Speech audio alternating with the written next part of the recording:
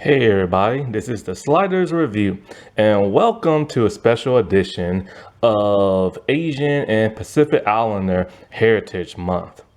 And I'm here today to talk to you about Sailor Moon Stars episode 32 and 33, the last two episodes of the entire series. So, Stars is a season that most Americans have not seen, or at least not in the English dub. I've seen both in the Japanese and the English audio dub.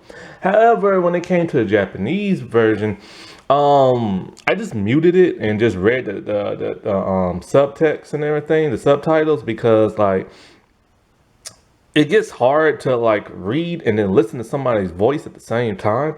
And so, but then I was able to catch it on like, English, like, dub and stuff like that. I'll have to say that I have mixed feelings for Stars. Like, it's not my favorite season. In fact, my favorite season of Sailor Moon is season 1, and season 2 is pretty good and stuff like that, and 3. But it's just like as the seasons kept going, I don't know. It was more filler. Some of the villains were a bit weak at times. Some of their motivations didn't quite make too much sense, and the way they was defeated, like in season 4, I believe they don't. No, wait. Season 3. In season 3, the way the villain was like defeated was weird. Like Sailor Moon goes into that that dark atmosphere, and then a few moments later she comes out like her outfit's ripped, tattered, and torn, and she has bruises on her, and it's like, well, what the heck happened? And we never got to see how she defeated like the enemy and stuff. And not only that, but like one of the major problems I had as the seasons went on was that Tuxedo Mask like barely fought anybody, and not only did he barely fight anybody, he barely had a storyline, and he was always seen to be like a damsel in distress as the seasons went on. And not only him, but the Sailor Guardians have been taking a back seat to the series ever since season 3, when they introduced the 4 new Sailor Guardians. I get it. You have to give them story and everything so people can like them. But the other ones took a back seat. And then in season 4, they really took a back seat. And they should have reappeared a whole lot more because, the other Guardians had left. But it didn't even focus really on them. It focused on like Sailor Mini Moon and Sailor Moon, and the family aspect and her falling in love with like Pegasus and stuff. And I'm all like, they already did like a season with Sailor Chibi Moon, and they could have split it and had more stuff with the other Guardians and stuff. And then in Stars, they're like, I just remember them barely being there, and they was only there to like fall in love with like the stars.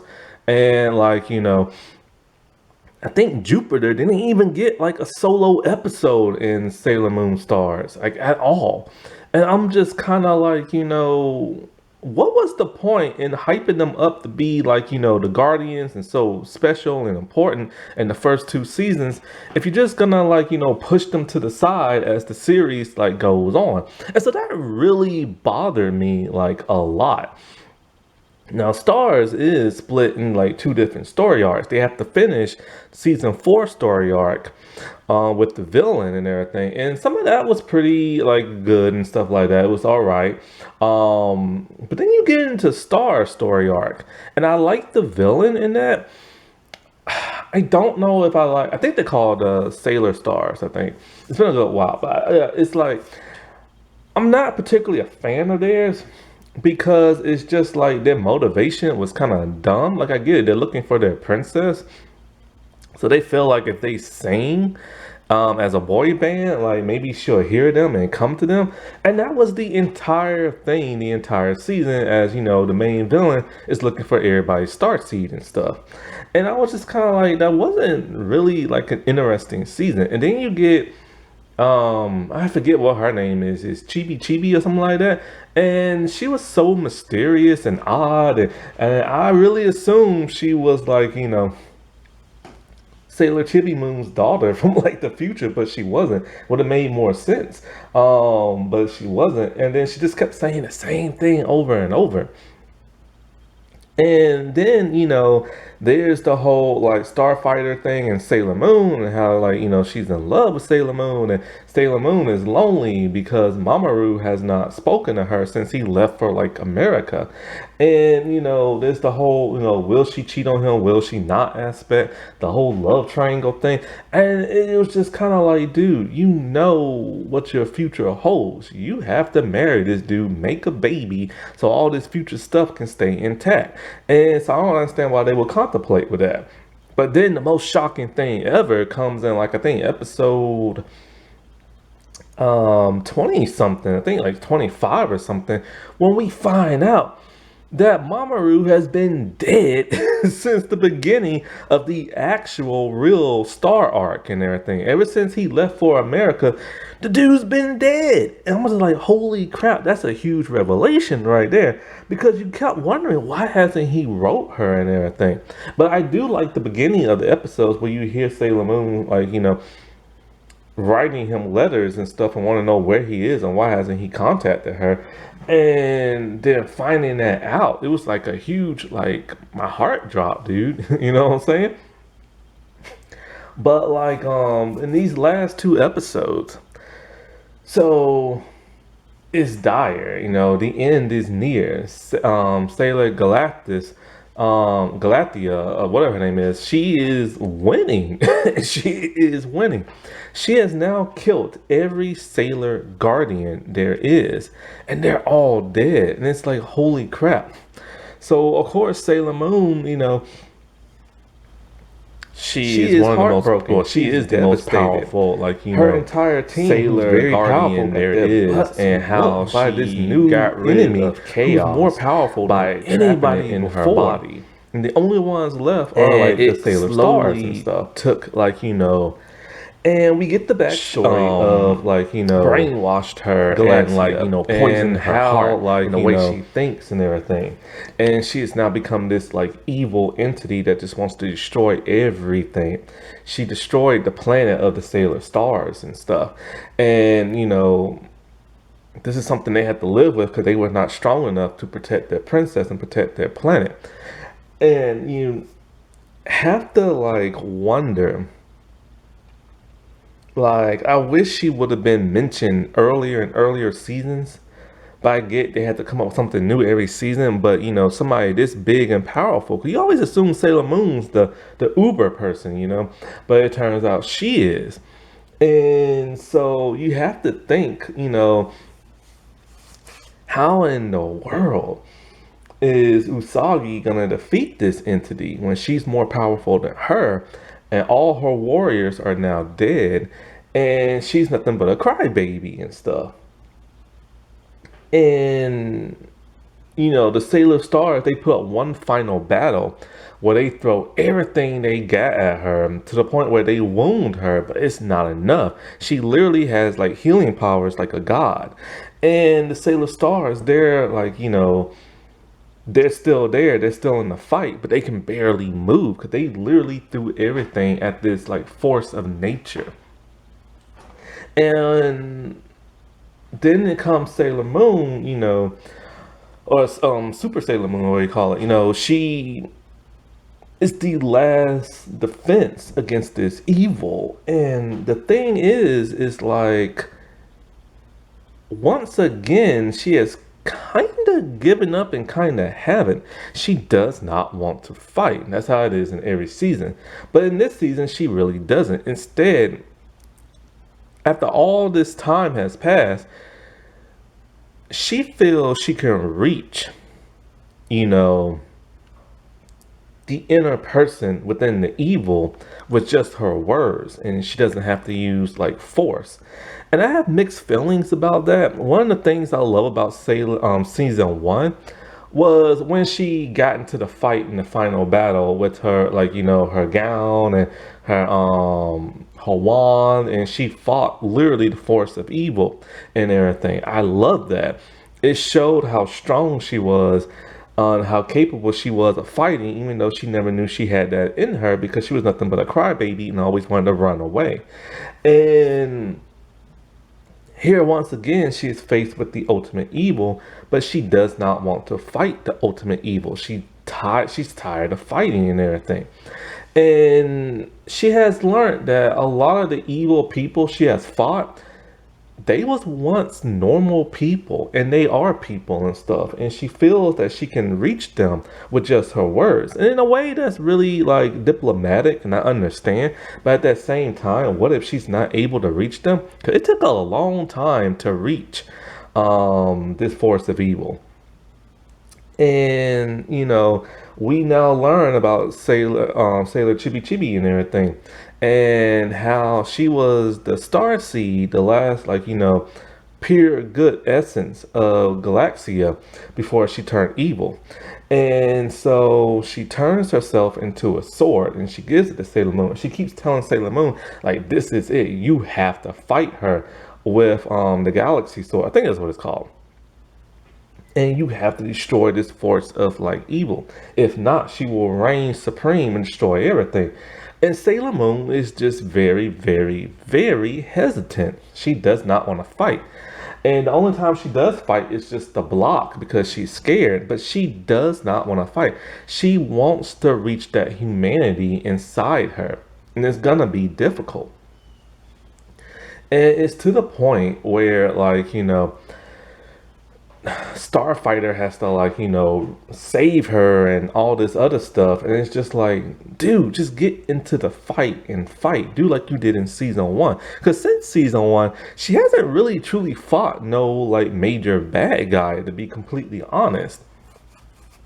And it's really sad. And so, the sword breaks, and then Chibi-Chibi reappears. And so then she decides, all right, well, whatever. If you want my star seed, you can have it. And so Galaxia takes it. But of course, it's the silver crystal and everything. And of course, she de-transforms, and she does that whole passing out thing like she does. And the stars are just kind of like, crap, dude. Like, they're devastated because they think she's dead and everything. And so, like, at some point in time, like, Chibi-Chibi, she does some weird thing that's a little confusing. And then, the silver crystal goes back in Serenity, and she transforms, like, once again. And so then she's naked for some bizarre reason. I don't know why. But that's the creator for you. She said, when Sailor Moon gets adapted, she wants her to be in all her nakedness and all this stuff. I just don't get it. I just don't get it. But then you have to commend Sailor Moon for her convictions and everything. She's standing by her word. She does not want to fight. She does not want to kill. That is her major thing. She feels that all life is precious. And she tells her, like, she has hope in her heart. And basically she gives her this big long monologue speech about how she loves life and how she loves everybody on earth, and this is the people that she protects. And one of those people she wants to protect is, of course, Galaxia and everything, even though she's corrupted and evil. And we start to see, like, all these star seeds, like, fly up and everything like that. And it's from, like, all her fallen victims and stuff. And it gives her the energy she needs. And so she just flies towards Galaxia. And like I said before, she is sticking to her word. She is not going to kill her. And it's kind of like you see the internal struggle within Galaxia. You see the woman she used to be, and she's reaching out to Sailor Moon. And Sailor Moon just, like, reaches her hand out to her and grabs her by the hand and is able to pull her from that evil and stuff. And she is now free from it. But, Sailor Moon tells her the chaos is still around. It's in each and every one of us, as it always has been. And it can always return, but we must make sure it never does. And so like evil is now defeated, and it's like whoo and everything, but all these people are now dead, and her friends are now dead, and as she's in the air, she's just sad and everything. She says she's lonely, and I thought to myself, holy crap, are they really gonna end it like that, with her being the only person left and altering history and stuff? That would be a bold move, but no. The light within those star seeds starts to take shape again, and they reform all her friends and stuff. And she's like overwhelmed with like emotion as she's like crying, seeing all the Sailor Guardians alive once again.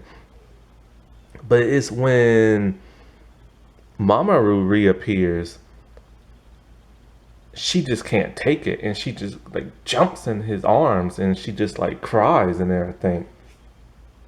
And it's a real emotional moment, because she thought she was gonna live the rest of her like existence by herself, and just with her human family and stuff, and not with the people who helped her protect like the universe. And so then, we see the princess reform again. And so the stars are all happy, and then now they're back in their civilian forms. And they're saying their goodbyes. And, there's a weird exchange between Starfighter and Mamoru, where she just gets on him and like, you have to protect her now. And he's just looking there kind of like scared. And I hate how wimpy they made him now. He has literally been a wimp for a couple of seasons, and just like a wet blanket and like a damsel in distress. And it's like, protecting Sailor Moon is what that man's been doing since day one and everything. And it was just a weird exchange and stuff. And so then the episode ends, and I think a very beautiful kind of way. It ended kind of the way it started in a way. Now, I don't agree with Sailor Moon and Tuxedo Max. Max. I can't I talk right now. Tuxedo Mask. I don't agree with their age, because now she's finally in high school, no longer in middle school, and he's in college. And I do not agree with that. And so, like, because he met her when she was in middle school. And so, like, she asked him straight up, do you love me and everything? And he's like, yeah, but she wants to hear him say it and explain how he loves her, because she's been away from him for several months and hasn't heard a word from him. And, she was going through this very tough emotional struggle of she's in love with him, but now she's falling for like somebody else. And so when he finally tells her, how much he loves her, as she's like embracing him, and like, he's embracing her in his arms, they kiss, and it's like a huge like view of the moon, and it's just very beautiful, like them two like kissing each other in front of the moon. And then we hear the monologue, this similar monologue we heard in the very first episode, just modified. She says her name, she says what school she's from, and she talks about how she's a klutz. Why can't I talk? A klutz and everything. But then she says she's also one of the pretty guardians that protects the universe and all this other stuff. And it just ends with that Sailor Moon music. And it was just a perfect way to end the series. It ended it with the person the show is based off of. And she's a lot more mature and a lot more wise than what she was, in the very first episode of season one. And, I think that was just a great way to like end it. Now, I can't wait to see the Sailor Moon Crystal Star movie and everything. That's going to take a long time to come out. I hope they do it justice. Stars has been like an even bag of emotions for fans. Some like it, some don't. Some like aspects of it, but some think it's just like terrible and everything. It conflicts a lot of fans. Happy Asian and Pacific Islander month, everybody. Alrighty, well, I'll talk to y'all later. Bye.